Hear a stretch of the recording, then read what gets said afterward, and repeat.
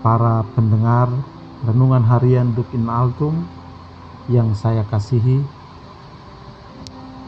saya mengajak kita di akhir pekan ini untuk bersama-sama mengikuti bacaan Injil di hari ini yang diambil dari Injil Matius pasal 9 ayat 14 sampai 17. Hal berpuasa. Kemudian datanglah murid-murid Yohanes kepada Yesus dan berkata, "Mengapa kami dan orang-orang Farisi berpuasa, tetapi murid-murid-mu tidak?" Jawab Yesus kepada mereka, "Dapatkah sahabat-sahabat mempelai laki-laki berduka cita selama mempelai itu bersama mereka? Tetapi waktunya akan datang, mempelai itu diambil dari mereka, dan pada waktu itulah mereka akan berpuasa. Tidak seorang pun menambalkan secarik kain yang belum susut pada baju yang tua. Karena jika demikian, kain penambal itu akan mencabik baju itu, lalu makin besarlah koyaknya.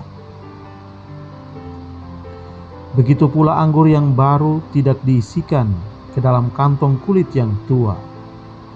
Karena jika demikian, kantong itu akan koyak sehingga anggur itu terbuang, dan kantong itu pun hancur. Tetapi anggur yang baru disimpan orang dalam kantung yang baru pula, dan dengan demikian terpeliharalah kedua-duanya." Demikianlah sabda Tuhan. Saudara-saudariku terkasih, melihat bahwa murid Yesus tidak melakukan puasa, maka orang-orang Farisi menegur murid Yesus dengan berkata, "Kami dan orang Farisi sudah berpuasa, tetapi mengapa murid-mu tidak?" Murid-murid Yohanes tidak bisa menerima bahwa mereka telah melakukan kewajiban puasa, sementara murid Yesus tidak.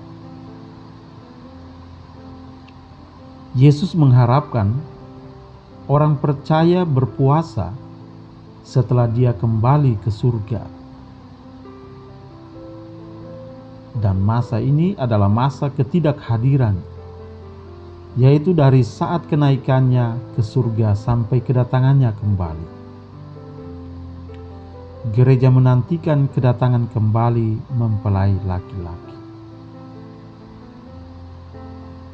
Dengan ini kita dapat memahami bahwa tujuan orang berpuasa ialah agar mereka dapat mendekatkan diri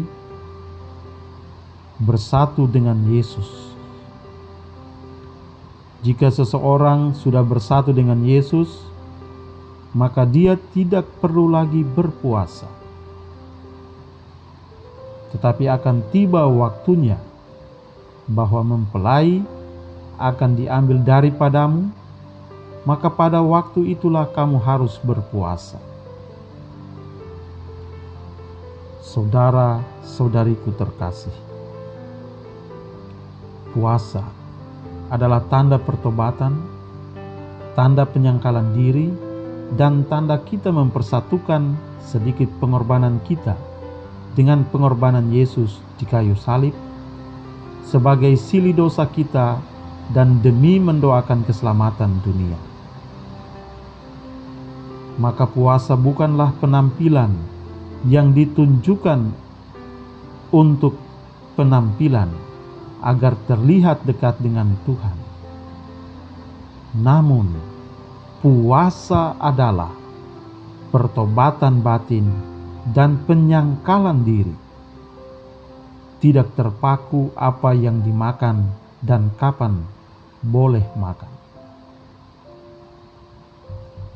Sangat jelas pesan yang disampaikan oleh Yesus pada perikop ini adalah bahwa pertama, puasa yang kita lakukan hendaknya dijalankan dengan tulus, bukan karena paksaan.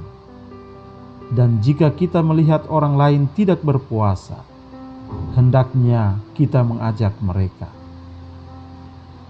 Maka apapun yang kita lakukan, hendaknya kita sadari untuk menjadikan hidup kita lebih suci, untuk menjadikan hidup kita lebih dekat dengan Tuhan, dan kelak beroleh hidup bahagia bersama dengan Yesus.